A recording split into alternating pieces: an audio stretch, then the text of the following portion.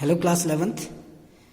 आज हमारा टॉपिक है प्रकाश वैद्युत प्रभाव व प्लांक द्वारा उसकी व्याख्या कैसे की गई।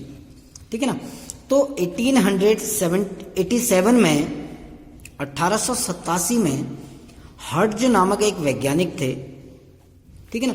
उन्होंने देखा कि जब एक निश्चित आवृत्ति का प्रकाश कुछ धातुओं की सतह पर डाला जाता है तो उससे इलेक्ट्रॉन उत्सर्जित होने लगते हैं। ठीक है ना। उन्होंने क्या देखा, 1887 में हर्ट्ज नामक एक वैज्ञानिक थे, सॉरी गलत लिखा है, हर्ट्ज नामक एक वैज्ञानिक थे। उन्होंने कहा कि जब कुछ धातुओं के पृष्ठ पर एक निश्चित आवृत्ति का प्रकाश डाला जाता है, एक निश्चित आवृत्ति का प्रकाश डाला जाता है तो इन धातुओं के पृष्ठ से इलेक्ट्रॉन निकलने लगते हैं और यह घटना प्रकाश वैद्युत प्रभाव कहलाई। ठीक है ना। प्रकाश वैद्युत प्रभाव यानी प्रकाश के प्रभाव में इलेक्ट्रॉनों का निकलना और इलेक्ट्रॉनों के निकलने से विद्युत धारा का बहना प्रकाश वैद्युत प्रभाव कहलाया। ठीक है ना। तो प्रकाश वैद्युत प्रभाव की यदि हम परिभाषा लिखें तो हम प्रकाश वैद्युत प्रभाव को इस प्रकार परिभाषित कर सकते हैं कि जब कुछ धातुओं के पृष्ठ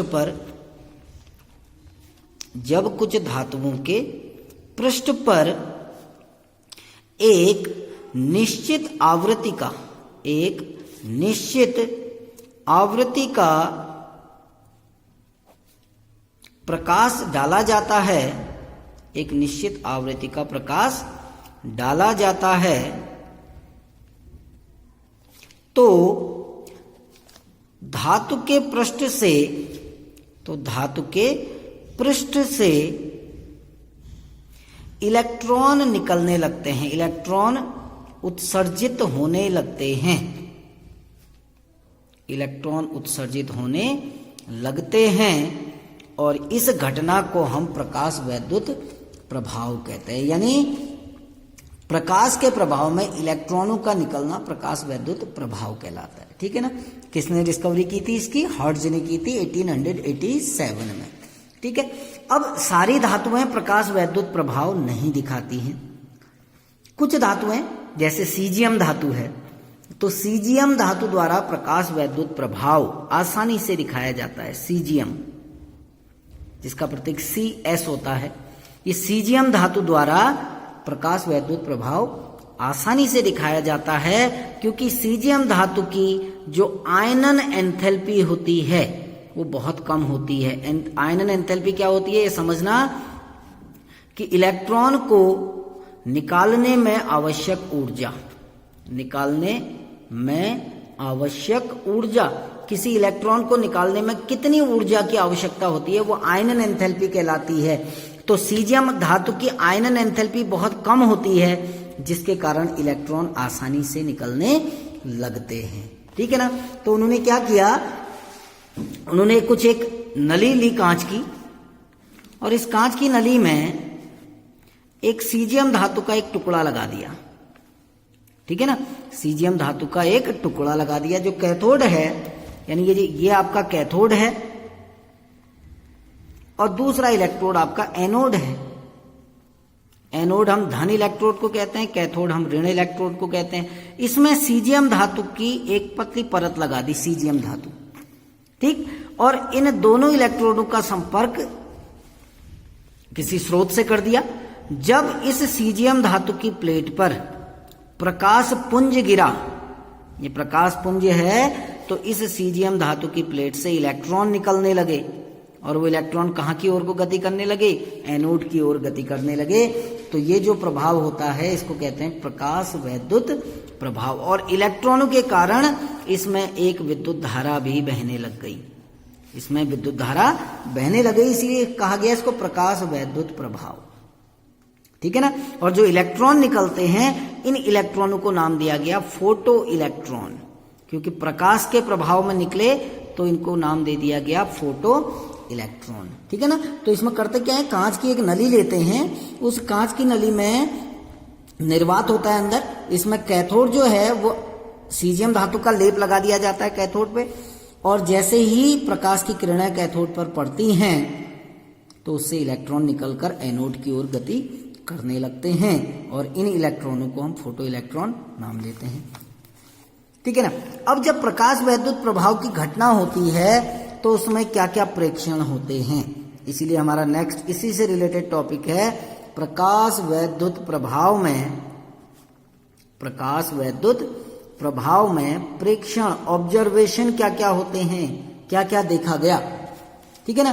तो जब किसी सीजियम धातु पर प्रकाश गिराया गया तो इससे इलेक्ट्रॉन निकलने लगे। इसके साथ साथ और क्या प्रेक्षण हुए वो मैं यहां पर लिख रहा हूं। ठीक है ना। तो पहला प्रेक्षण ये है कि इलेक्ट्रॉनों को निकालने के लिए, ठीक है ना, यानी पृष्ठ से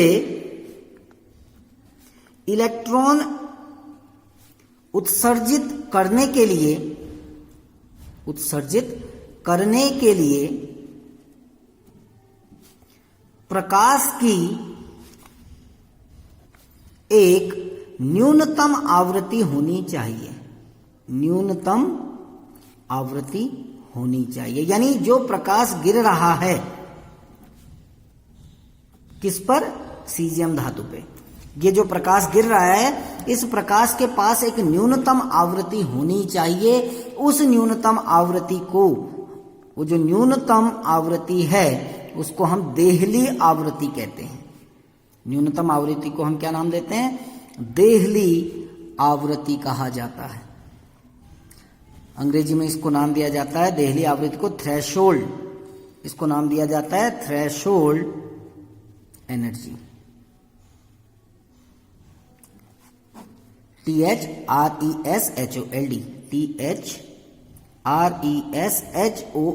थ्रेशोल्ड फ्रीक्वेंसी। ठीक है ना। तो यानी कहने का मतलब है कि इलेक्ट्रॉन तभी निकलेंगे जब इस प्रकाश के पास एक न्यूनतम आवृत्ति होगी, है ना। अगर इसके पास उस न्यूनतम आवृत्ति से कम आवृत्ति है इस प्रकाश की तो इलेक्ट्रॉन निष्कासित नहीं होंगे।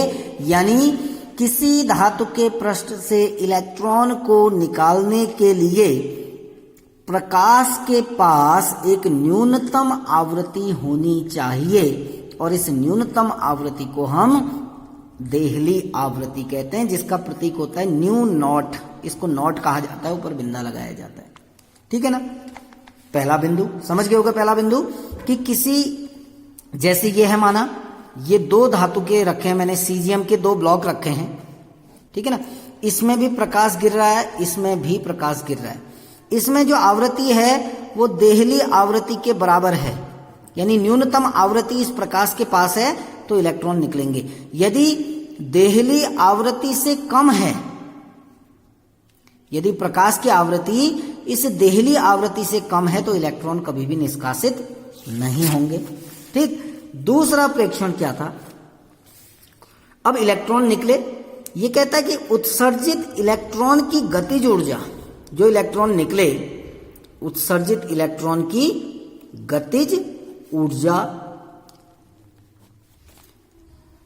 जो फोटोन टकरा रहे हैं, यानी टकराने वाले फोटोन, अब फोटोन यानी प्रकाश में जो बंडल आते हैं, टकराने वाले फोटोन की आवृत्ति के समानुपाती होता है, फोटोन की आवृत्ति के समानुपाती होता है। यह उसकी तीव्रता पर निर्भर नहीं करता है, यह उसकी तीव्रता पर निर्भर नहीं करता है। कहने का मतलब यह है कि जो इलेक्ट्रॉन निकल रहे हैं धातु के पृष्ठ से, इन इलेक्ट्रॉनों की जो गतिज ऊर्जा है कि ये कितनी तेजी से गति करेंगे, वो प्रकाश की आवृत्ति पर निर्भर करेगा, ना कि प्रकाश की तीव्रता पर। तीव्रता पर निर्भर नहीं करता है बल्कि प्रकाश की आवृत्ति पर निर्भर करता है।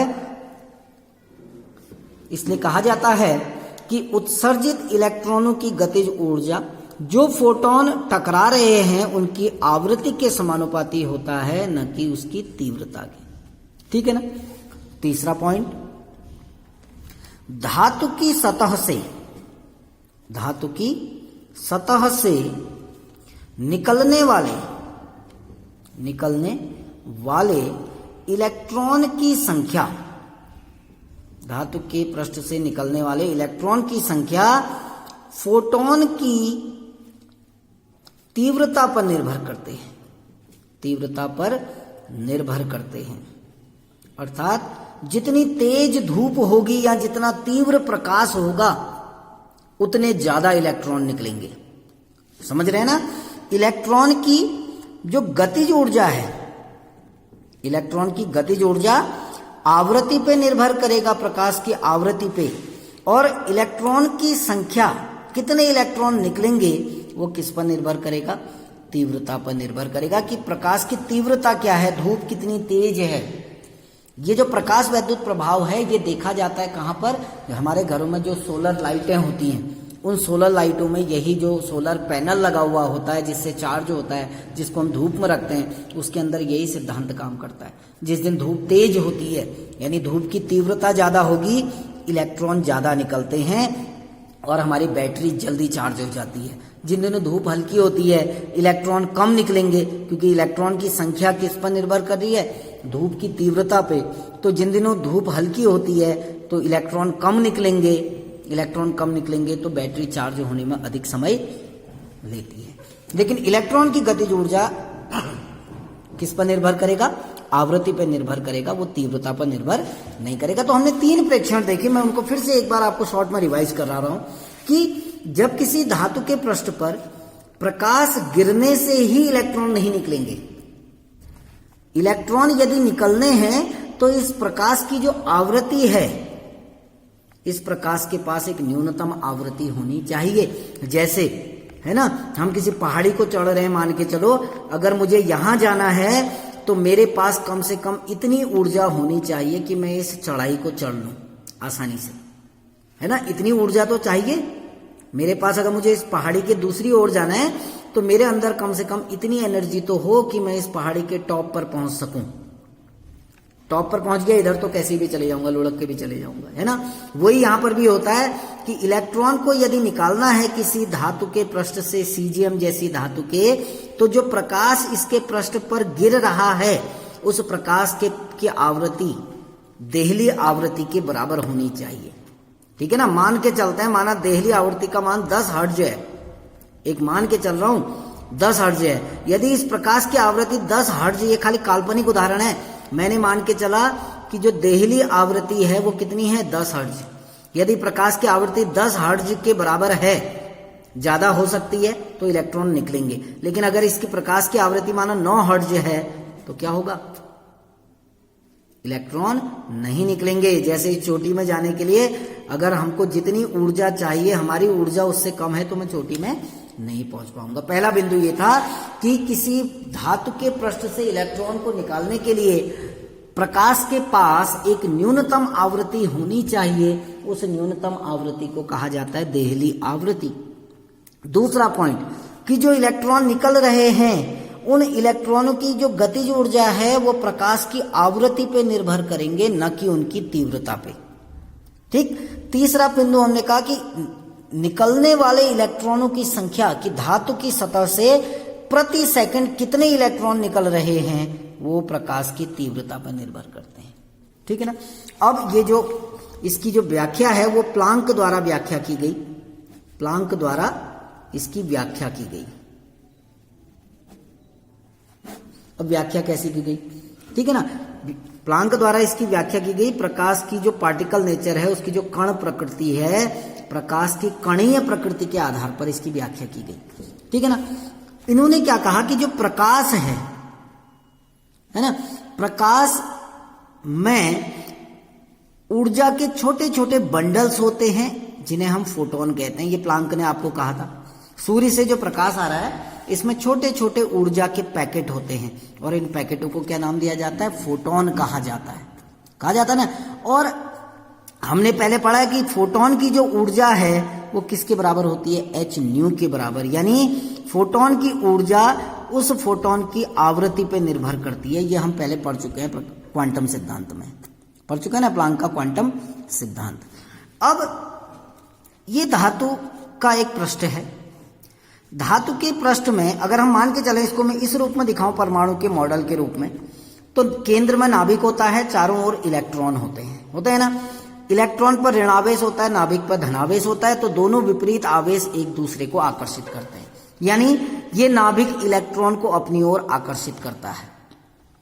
अब इलेक्ट्रॉन को यदि निकालना है तो हमको इस आकर्षण बल से अधिक ऊर्जा देनी पड़ेगी, है ना। ये नाभिक इसको अपनी ओर खींच रहा है और हमको इसको बाहर निकालना है, तो बाहर निकालने के लिए हमको इस नाभिक का जो आकर्षण बल है इससे अधिक ऊर्जा देनी होगी ना, क्योंकि नाभिकीय बल से इलेक्ट्रॉन बंधे हुए होते हैं। अतः किसी धातु के पृष्ठ से इलेक्ट्रॉन को निकालने के लिए हमें क्या देनी पड़ती है, एक निश्चित ऊर्जा देनी पड़ती है, ठीक है ना।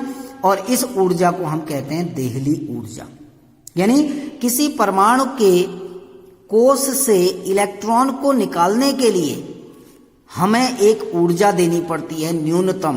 क्यों देनी पड़ती है? क्योंकि इलेक्ट्रॉन फ्री नहीं होते हैं, मुक्त नहीं होते हैं, बल्कि इलेक्ट्रॉन नाभिक के आकर्षण बल से जुड़े हुए होते हैं। नाभिक इलेक्ट्रॉन को अपनी ओर खींच रहा है और हमको इसको बाहर निकालना है, तो हमको क्या देनी पड़ेगी, एक ऊर्जा देनी पड़ेगी। और ये जो न्यूनतम ऊर्जा जो होती है इसको हम कहते हैं देहली ऊर्जा। क्या देनी होती है? देहली ऊर्जा। तो कहने का तात्पर्य यह है कि इलेक्ट्रॉन नाभिक से बंधे हुए होते हैं और इलेक्ट्रॉन को निकालने के लिए हमें एक निश्चित ऊर्जा देनी पड़ती है जिसको हम देहली ऊर्जा कहते हैं। और ये जो ऊर्जा इलेक्ट्रॉन को निकालने में प्रयोग कर ली जाती है इसको हम कार्यफलन कहते हैं। इसको हम कार्यफलन कहते हैं। आप अपने बुक में पढ़ना, इसको हम वर्क फंक्शन भी कहते हैं, ठीक है ना।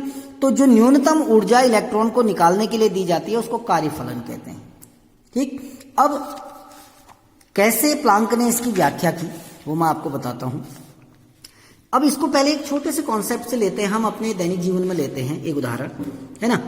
आप ये मान कर चलो मेरे पास 100 जूल एनर्जी है, 100 जूल ऊर्जा है ना, और मुझे इस पहाड़ की चोटी में जाना है, यानी यहां जाना है या कहीं भी जाना है, और मेरे इस चोटी में जाने के लिए मुझे 90 जूल ऊर्जा चाहिए। ये देहली ऊर्जा है, समझना कि न्यूनतम ऊर्जा जो इस चोटी तक जाने के लिए मुझे चाहिए, मुझे कितनी जूल ऊर्जा चाहिए? 90, और मेरे पास कितनी थी? 100। यानी जब मैं इस चोटी में पहुंचूंगा तो मेरी 90 जूल ऊर्जा व्यय हो चुकी होगी और मेरे पास कितनी ऊर्जा बचेगी? मेरे पास ऊर्जा बचेगी 10 जूल। बची ना? 10 जूल ऊर्जा बची। इस ऊर्जा का प्रयोग कहां करूंगा मैं? अपनी गति को बढ़ाने में। 2 उदाहरण दे रहा हूं, आप इसको बड़े गौर से समझना कि ये पहाड़ की चोटियां हैं और मुझे यहां से इस ओर आना है ना, और यहां जाने के लिए हमको 90 जूल ऊर्जा चाहिए। एक काल्पनिक उदाहरण दे रहा हूं मैं, 90 जूल ऊर्जा। यदि मेरे पास 100 जूल ऊर्जा है तो यहां जाने में 90 जूल ऊर्जा खत्म हो गई, बची कितनी मेरे पास? 10 जूल ऊर्जा बच गई मेरे पास। इस ऊर्जा का प्रयोग मैं क्या करूंगा? अपनी गति को बढ़ाने में, यानी मैं तेजी से दूसरी ओर गति करूंगा। यदि मेरे पास 90 जूल ऊर्जा है और मुझे यहां जाने के लिए कितनी ऊर्जा चाहिए? 90 जूल। तो जैसे ही मैं यहां पहुंचूंगा मैं बेहोश हो जाऊंगा, इधर जाके हो जाऊंगा ना, क्योंकि मेरे पास अब कोई भी एनर्जी नहीं बची, तो मेरी गतिज ऊर्जा शून्य हो जाएगी ना। यानी यदि मेरे पास देहली ऊर्जा से अधिक ऊर्जा है तो मेरी गति बढ़ेगी। यदि मेरी ऊर्जा देहली ऊर्जा के बराबर है तो मैं चोटी पर तो पहुंच जाऊंगा लेकिन मैं उससे नीचे गति नहीं कर पाऊंगा। तीसरा केस, यदि मेरी ऊर्जा न, यहां जाने के लिए हमको 90 जूल ऊर्जा चाहिए, यदि मेरी ऊर्जा 80 जूल है तो मैं चोटी पर पहुंच ही नहीं पाऊंगा, है ना। समझ गए होगे? यदि मेरी ऊर्जा देहली ऊर्जा से अधिक है तो मेरी गतिज ऊर्जा बढ़ेगी, यानी जो बची हुई ऊर्जा है उसका प्रयोग मैं चलने के लिए करूंगा। यदि मेरी ऊर्जा देहली ऊर्जा के बराबर है, मैं चोटी में पहुंच तो जाऊंगा लेकिन मैं फिर आगे गति नहीं कर पाऊंगा। यदि मेरी ऊर्जा देहली ऊर्जा से कम है तो मैं चोटी पर पहुंच ही नहीं पाऊंगा। सेम केस यहां पर भी है, ये ध्यान देना। अब ये कोई धातु का पृष्ठ है और इसमें इलेक्ट्रॉन है ना। अब इलेक्ट्रॉनों को निकालने के लिए प्रकाश के पास एक न्यूनतम ऊर्जा होनी आवश्यक है। अब फिर उदाहरण से समझा रहा हूं। माना इसको निकालने के लिए, सेम मेरा वाला केस यहां ले लेना, 90 जूल ऊर्जा की आवश्यकता है इलेक्ट्रॉन को निकालने में। कितने ऊर्जा चाहिए? 90 जूल।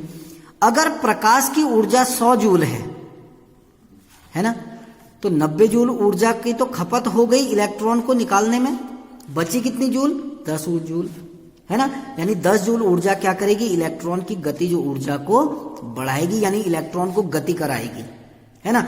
यदि 90 जूल ऊर्जा की आवश्यकता है हमको और प्रकाश की ऊर्जा भी कितनी है? 90 जूल, इलेक्ट्रॉन निकलेंगे लेकिन गति नहीं करेंगे। बिल्कुल वही कॉन्सेप्ट मैं आपको यहां पर बता रहा हूं। ये क्या कहता है? पहला, यदि आपतित यानी जो आ रहा है, यदि आपतित फोटोन की ऊर्जा, बिल्कुल मेरे केस से लेना, इसको मैं अभी बताऊंगा। यदि आपतित फोटोन की ऊर्जा देहली ऊर्जा से कम हो, देहली ऊर्जा से कम हो, तो कोई इलेक्ट्रॉन नहीं निकलेगा, तो कोई इलेक्ट्रॉन नहीं निकलेगा। क्लियर हो गया ये वाला केस। यदि मेरी ऊर्जा देहली ऊर्जा से कम है तो मैं चोटी पे नहीं पहुंच पाऊंगा। यहां भी वही केस है कि यदि आपतित फोटोन की ऊर्जा देहली ऊर्जा से कम है, जैसे मैंने यहां पर कहा देहली ऊर्जा का मान 90 जूल है और इसकी ऊर्जा 10 जूल है ना, तो इलेक्ट्रॉन निकलेगा ही नहीं, क्योंकि इलेक्ट्रॉन को निकालने के लिए कितनी ऊर्जा चाहिए? 90 जूल। तो यदि जो प्रकाश गिर रहा है, जो फोटोन गिर रहा है, उसकी ऊर्जा देहली ऊर्जा से कम है, तो कोई भी इलेक्ट्रॉन नहीं निकलेगा। नंबर दूसरा, यदि आपतित फोटोन की ऊर्जा, यदि आपतित फोटोन की ऊर्जा देहली ऊर्जा के बराबर है, देहली ऊर्जा के बराबर है, तो इलेक्ट्रॉन निकलेंगे लेकिन क्या नहीं करेंगे? गति नहीं करेंगे। समझ गए ये वाला केस? यदि मेरी ऊर्जा इस देहली ऊर्जा के बराबर है तो मैं यहां पहुंच के बेहोश हो जाऊंगा ना, मैं गति कर ही नहीं पाऊंगा क्योंकि मेरी ऊर्जा शून्य हो गई। वैसा ही यहां भी है, यदि इलेक्ट्रॉन निकलने के लिए 90 जूल ऊर्जा चाहिए और मेरी ऊर्जा भी कितनी है? 90 जूल, तो कोई ऊर्जा तो बची नहीं, तो यानी इलेक्ट्रॉन गति नहीं करेंगे कभी भी। तीसरा, यदि आपतित फोटोन की ऊर्जा, यदि आपतित फोटोन की ऊर्जा देहली ऊर्जा से अधिक हो, देहली ऊर्जा से अधिक हो, तो इलेक्ट्रॉन निकलेंगे, वह गति भी करेंगे या गति करेंगे। ठीक हो गया ना? तो 3 केस हैं। यदि फोटोन की ऊर्जा देहली ऊर्जा से कम है तो इलेक्ट्रॉन निकलेंगे ही नहीं। यदि फोटोन की ऊर्जा देहली ऊर्जा के बराबर है तो इलेक्ट्रॉन निकलेंगे लेकिन गति नहीं करेंगे। और यदि फोटोन की ऊर्जा देहली ऊर्जा से अधिक है तो इलेक्ट्रॉन निकलेंगे भी और गति भी करेंगे। तो ये प्लांक द्वारा इसकी व्याख्या की गई और इसके लिए एक फॉर्मूला भी दिया गया। इन्होंने कहा कि जो आपतित फोटोन की ऊर्जा, आपतित फोटोन की ऊर्जा बराबर कार्यफलन। अब कार्यफलन क्या होता है? इलेक्ट्रॉन को निकालने में जो ऊर्जा व्यय हो गई वो कार्यफलन है, धन उत्सर्जित इलेक्ट्रॉन की गतिज ऊर्जा, उत्सर्जित इलेक्ट्रॉन की गतिज ऊर्जा। ठीक है ना? आपतित फोटोन की ऊर्जा को हम दिखाते हैं किससे? h न्यू से, बराबर कार्यफलन जो होता है वो होता है h न्यू नॉट के बराबर, माइनस आपतित फोटोन की जो इलेक्ट्रॉन जो निकल रहा है उस इलेक्ट्रॉन की गतिज ऊर्जा होगी हाफ mv²। गतिज ऊर्जा का सूत्र होता है हाफ mv²। तो ये जो h न्यू नॉट है इसको हम कार्यफलन कहते हैं। कार्यफलन का मतलब क्या होता है कि जो ऊर्जा इलेक्ट्रॉन को निकालने में व्यय हो गई इसको हम देहली ऊर्जा भी कहते हैं। देहली ऊर्जा ये व्यय हो गई और जो बची, जैसे हम मान के चलते हैं कि हमारा फोटोन गिरा, इसकी ऊर्जा आपकी 150 जूल है, मान के चल रहे हैं, धातु के पृष्ठ पर गिरा ना, और इलेक्ट्रॉन को निकालने के लिए माना 120 जूल ऊर्जा चाहिए। ये कार्यफलन हो गया कि 120 जूल जो ऊर्जा है वो इलेक्ट्रॉन को निकालने में प्रयोग हो जाएगी। कुल ऊर्जा कितनी है? 150। तो आप इसको लगा के देख लो, कुल ऊर्जा 150 हो गई ना। कार्यफलन यानी कितनी ऊर्जा व्यय हो गई 120, बची कितनी 30 जूल ऊर्जा, और वो जो 30 जूल ऊर्जा है वो इलेक्ट्रॉन की गतिज ऊर्जा को बढ़ाएगी। यदि ये दोनों बराबर हो जाए तो ये 0 हो जाएगा, तो इलेक्ट्रॉन निकलेगा लेकिन वो गति नहीं करेगा। ठीक है ना, तो ये प्लांक द्वारा उसकी व्याख्या की गई थी। Thank you.